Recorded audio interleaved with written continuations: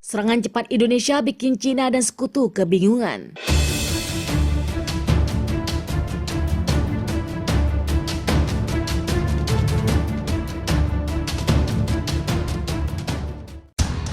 Halo Sobat Rebanus, dimanapun kalian berada, gimana kabarnya? Tanpa basa-basi langsung saja simetriskan posisi, jangan lupa ngopi kencangkan celana dalam, selamat menonton dan cek hijrot.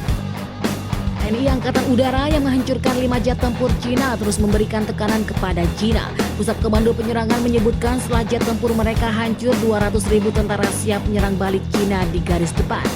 Pasukan elit Denjaka dan pasukan Katak yang menyusup di garis depan juga telah dikabarkan berhasil menerobos dan menyerang kapal induk milik Cina dan Inggris.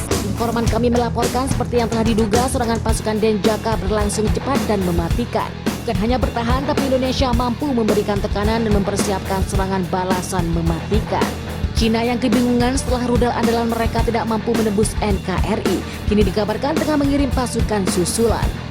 Sementara itu, Pusat Komando melaporkan bahwa pasukan Denjaka telah menyerang sejauh di depan bersama dengan terus mundurnya pasukan Cina yang terseok oleh keganasan pasukan gagah TNI. Pasukan TNI kini telah terkonsolidasi di dua front, yaitu di bagian barat dan selatan. Bukan hanya pasukan setelah dijatuhkannya jet tempur Cina, TNI juga telah berhasil menempatkan artileri tersebut serta penangkal rudal milik Rusia.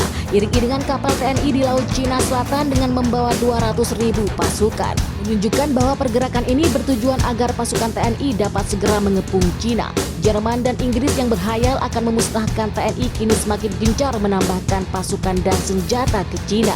Posisi pasukan TNI yang terkonsolidasi di bagian barat laut dan selatan memang sangat strategis. Posisi konsolidasi pasukan TNI terutama di sisi barat laut yang didukung oleh Rusia ini juga dapat menghambat suplai senjata dan pasukan susulan dari Jerman dan Inggris yang sebelumnya dikabarkan sedang mengirimkan sejumlah pasukan. Bukan hanya untuk memutus akses bantuan militer dan kemanusiaan di sebelah utara, pergerakan dari militer TNI juga merupakan upaya untuk memutus akses ekonomi Cina. Amerika Serikat yang menjadi dalang dari sejumlah konflik besar mengatakan jika perbatasan Cina berhasil dikuasai, praktis hubungan perdagangan Cina akan terputus, akses negara Cina ke dunia luar. Dan semakin intensnya serangan TNI dalam waktu dekat, korban pun dapat dipastikan akan terus bertambah.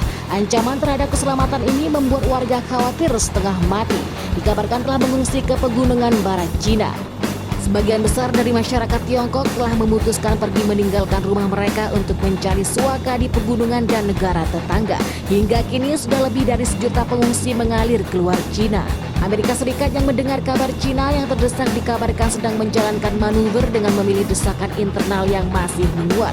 Urgensi ini diperkuat dengan kecaman saat perang di Malaysia. Saat ini sebagian besar negara barat telah menjatuhkan berbagai sanksi kepada Indonesia. Jadi gimana nih pendapat Sobat Rebanus tentang ulasan tersebut? Silahkan komentar dan bertumbuh kalian. Saya pamit, jangan semangat, tetap jadi beban keluarga dan salam pengangguran.